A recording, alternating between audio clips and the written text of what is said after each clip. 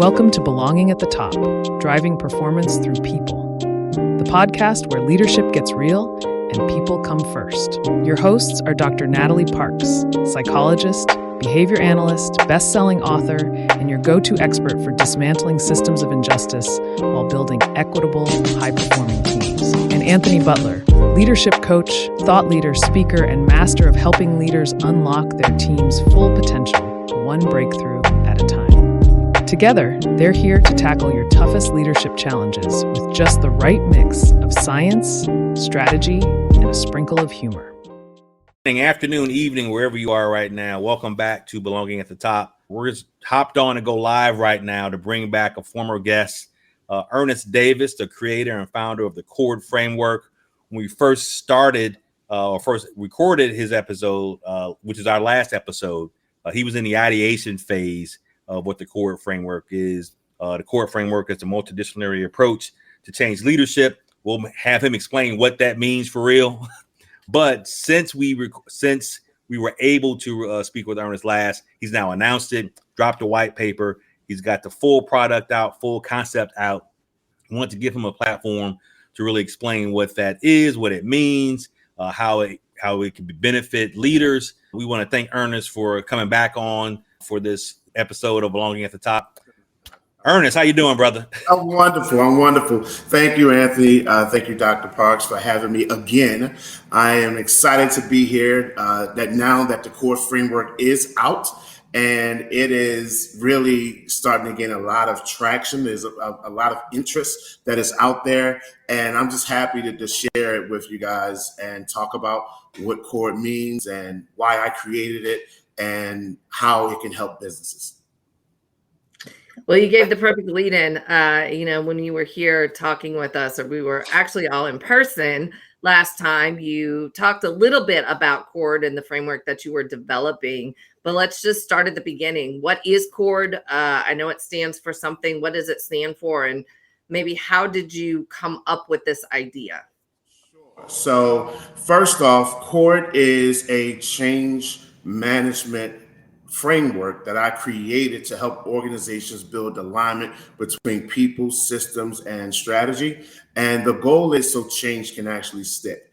I created this because I spent 20 plus years in enterprise learning, change management, and IT transformation. And I saw a consistent pattern that there were issues in change management. A lot of times I saw top-down approaches to change management. I saw low adoption. I even saw low adoption in the planning for change, for the change. And after doing some research, I mentioned in our first podcast that I found that 70% of all change initiatives fail.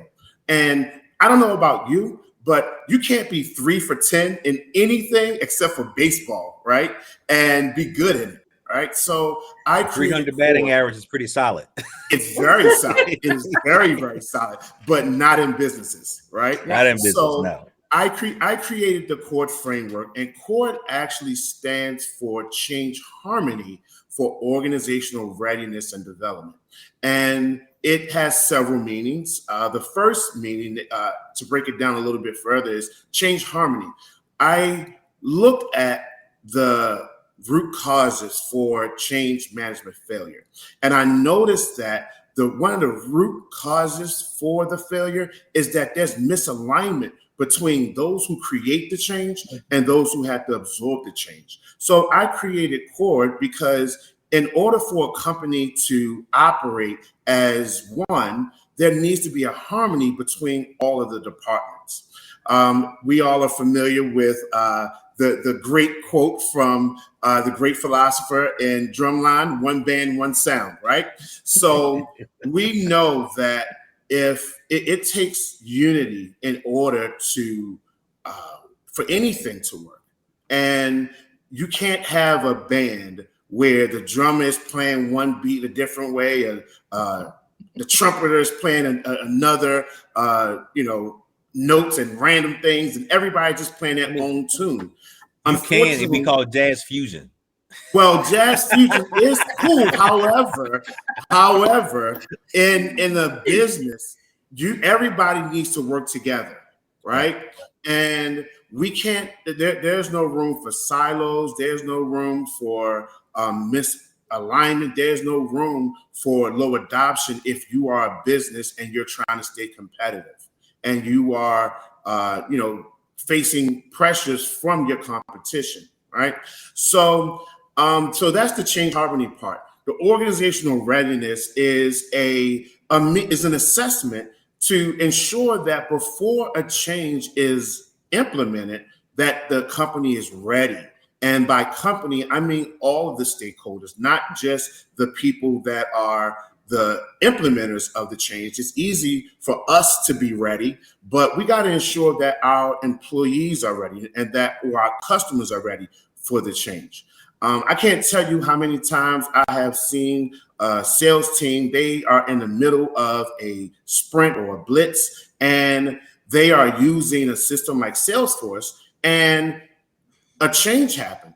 And they weren't aware of the change. The change was buried somewhere in the email, and they now have to stop what they're doing, which, we all know that time is money, especially in sales. And they now have to figure out why this change, or what the change is, how they need to adjust to the change, and then continue to go. By that time, the blitz is over and they've lost precious time, right?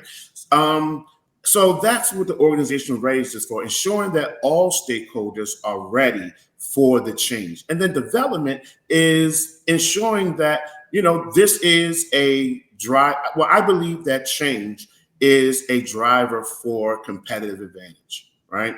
When you think about, I like sports, right? So when you think about the off season, or even when you think about in season, the teams are constantly changing. They have to change tactics. They have to see what the opponent's going to do. They also have to get better within themselves by training and lifting weights and doing all these things, right?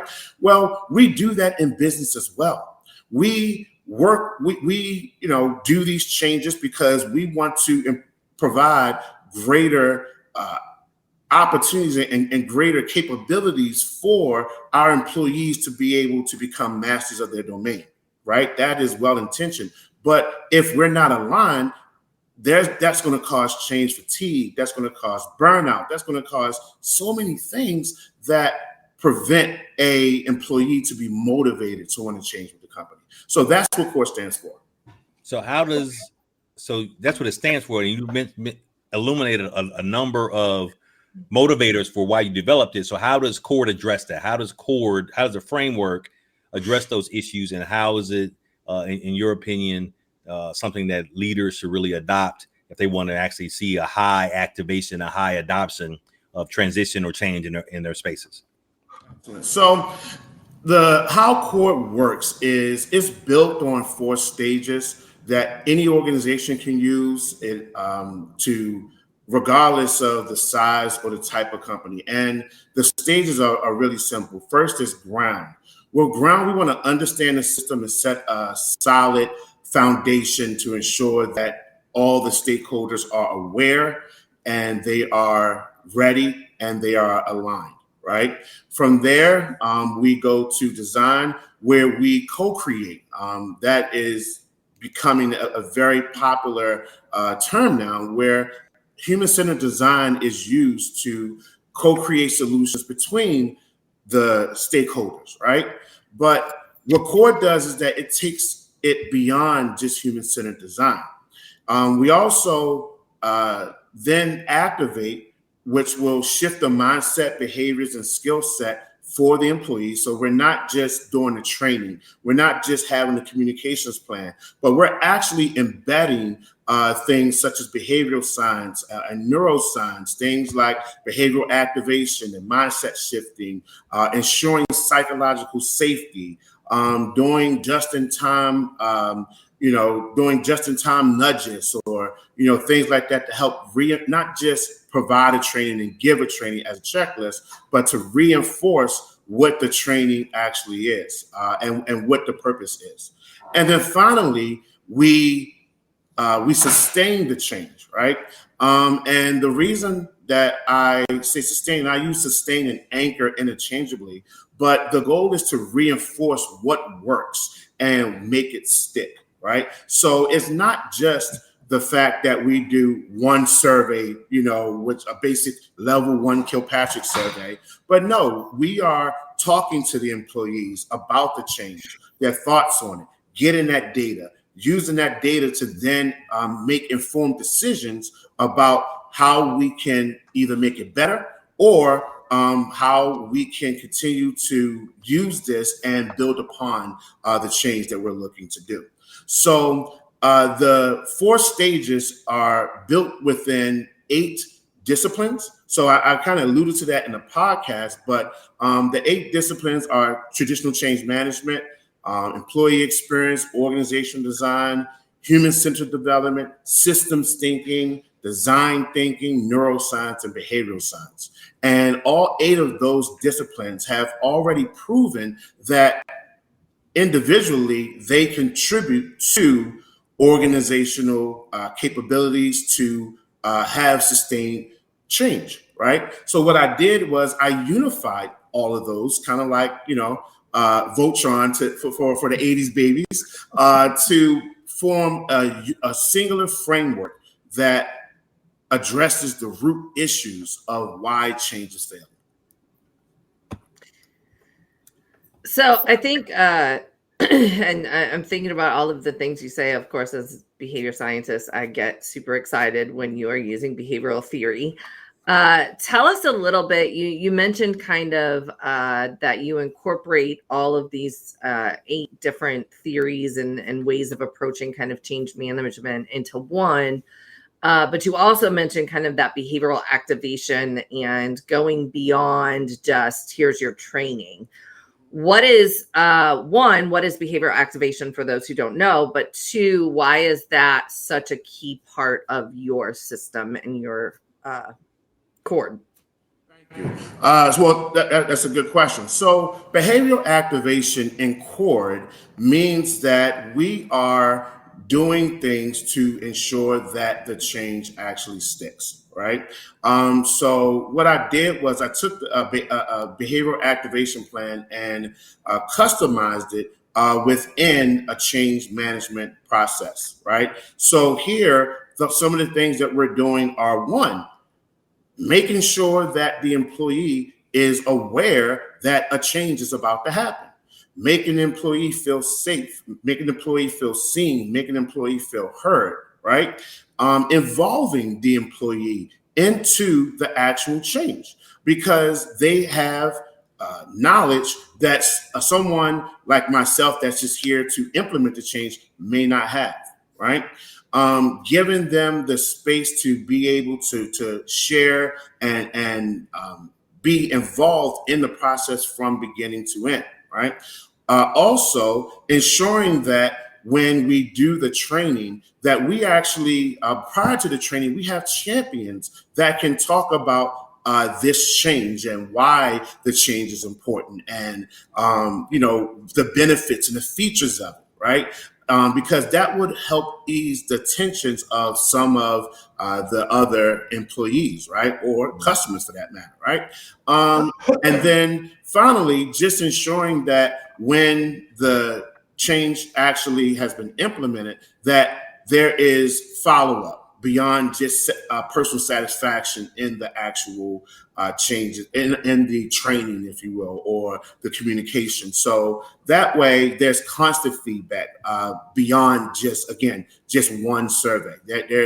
It's nothing formal. It could be informal, just hey, or in your one-on-ones, have it planned. But just doing those things to ensure that the employee feels seen, that they feel heard, that they feel safe to be in a space to contribute and feel a part of the company. And studies have shown when you do that, there is employees are less likely to leave a company, right, which is big.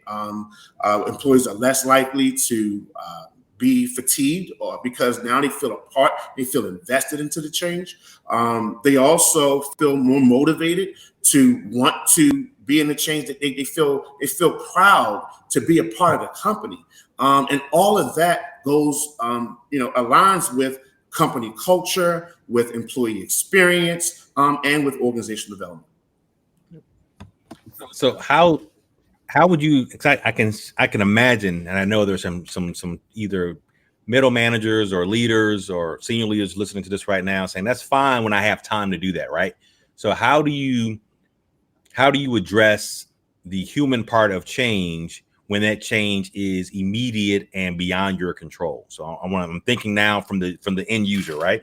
So for example, I have a client now. Over the past 2 weeks, 2 senior leadership members resign unexpectedly. Change, right? So now there's leadership who's left. You don't have the time for buy-in and everything that prior to implementing the change, because the change happened whether you wanted it to or not. It's there.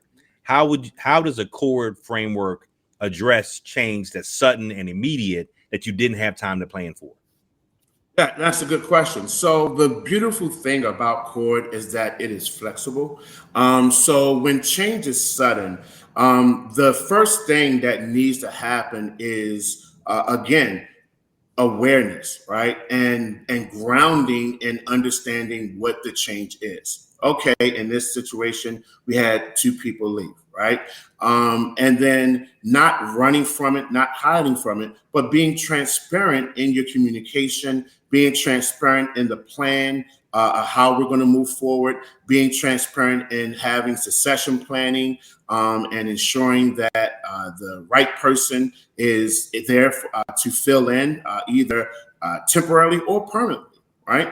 Then it's a matter of, if there is any feedback, giving the employees opportunity to speak. Now, if it's just an executive function and it just needs to stay within, the executive leadership, then it's just conversation, transparency, and a path to move forward, right? It's one of those things where CHORD addresses so many different things. And when you have change that's sudden, it's just the one thing that you cannot do is pretend that the change didn't happen, right? I like to say that if you're in a room with a hungry lion, close your eyes is not going to change the outcome. Right? So that's what happens a lot of times in companies, is that they are trying to, brush it under the rug, sweep it under the rug, and not really address it head on. That impacts employee morale, because even though you may be in a closed session, you're only talking to executives, the employees are looking. Especially if you have a public company, your stakeholders are looking, your customers are looking, right? So it's about being a human-centered leader and leading with empathy, leading with understanding, and leading for alignment for everyone. So in event of a sudden disruption, everyone's on the same page. I love the focus on not sidestepping it, but really building that foundation, the ground of making sure that people are aware, that they are bought in, that they are updated, and all of those things. Because I think, as your framework shows, that without that, you're going to have those cracks in the foundation. And we all know what happens when the foundation is cracked. What is something, and as we maybe wrap up here, if you had to say the one thing that makes you stand out from the other change management, change leadership frameworks, what would you say that is? What makes you so different and better? Well, I don't necessarily think that I am better per se. I just think that the framework, in my opinion, addresses the root issues of change management. When I look at the other frameworks, I see that they're focused on specific areas of change. The employee motivation, right?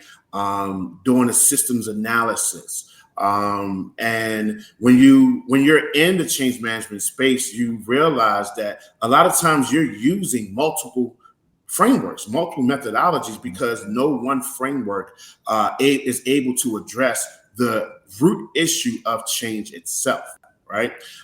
So with CHORD, we, based off of my research, are the first change management methodology that incorporates all 8 of the disciplines that form human-centered change human-centered change management, my apologies. And it is, and when you combine all that within the 4 stages, the outcomes are increased adoption, higher speed to productivity, higher speed to production, lower fatigue, lower and higher adoption and utilization. So with CHORD, the framework is there because people are tired of all of this failure. People are tired of wasting money and resources for these changes. So I just wanted to present a solution, a holistic solution that can address those changes. So you might not say it's better, but I will re-summarize and say that it is better, but if for no other reason, it fills in all the holes and provides a solution without having to learn every single different framework, because that is a lot of work. And so I have to say kudos to you. I think it's remarkable that you took the time to become an expert in all of these different theories and then figured out where the holes are and brought them together to make a more holistic, a more complete model that will truly address all of the holes that we have found in other change management. Agreed. Probably the most humble I've ever seen you be, sir. That's because the lights are on. That's right. That's right. But no, I think that's a proper assessment as well. I mean, anything that can that sees a gap in the space or a gap in the field and can fill that gap only advances the field that much further. I think the CHORD framework definitely does that, and definitely with its focus on being a human-centered approach. Because a lot of times when we're in leadership, we are very much results oriented and problem solving, and that does not always equate to let me check in with my team, let me check in with my stakeholders to see where they go, because we have a problem to solve and we can implement without knowing how the implementation is going to land. So I think it's a great framework. Again, I don't want to repeat everything Natalie just said, but I will ask, how can folks find you? How can they get access to? I know there's a white paper out there, so to put all your information out, where can folks get more information about the CHORD framework? Well, first, go to the website, chordframework.com. We are also on social media. So we're on Facebook, LinkedIn, X, formerly known as Twitter, YouTube. We have a group in LinkedIn called the Human Centered Change Leader that you guys both have agreed to provide a think piece to. So I'm going to follow up with that to ensure that think piece does happen. So follow us there. You can also follow me on LinkedIn, Ernest Davis. On all social medias, it's the CHORD framework, except for X, because X is different. It's the CHORD model. So look us up. Thank you for having me. One other thing that I will say, Anthony, I think, and especially because of our mutual connection for music, I'm surprised you didn't catch the chord, the actual use of the term chord, given that it is a harmony. You only have a certain amount of time, man. Yeah.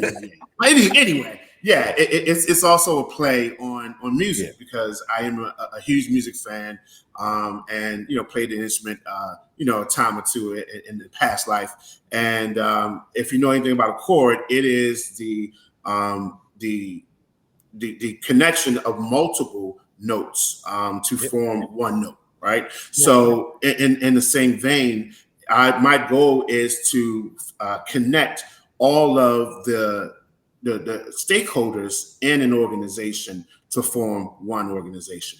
So thank you guys for having me. It's been a pleasure again to talk to you guys about the CHORD framework, and just so much has been happening in such a relatively short time. I'm truly honored to have this opportunity. So it's a pleasure. Well, thank you for coming back and sharing it with us, and we are excited to see what comes next. Yes, sir. Good luck in all your future CHORD framework endeavors, sir. Thank you. Guys, take care. All right, All you right, too. signing off, folks. Thanks again for listening to Belonging at the Top podcast. And remember, great leadership starts with belonging. Thanks for tuning in to this episode of Belonging at the Top. We hope it sparked new ideas for fostering belonging in your leadership journey. If you found it insightful, please like and subscribe to our podcast for more thought-provoking discussions. We'd also love it if you could share it with others who might benefit from the conversation. If you have any feedback or topics you'd like us to cover in future episodes, please email us or drop us a note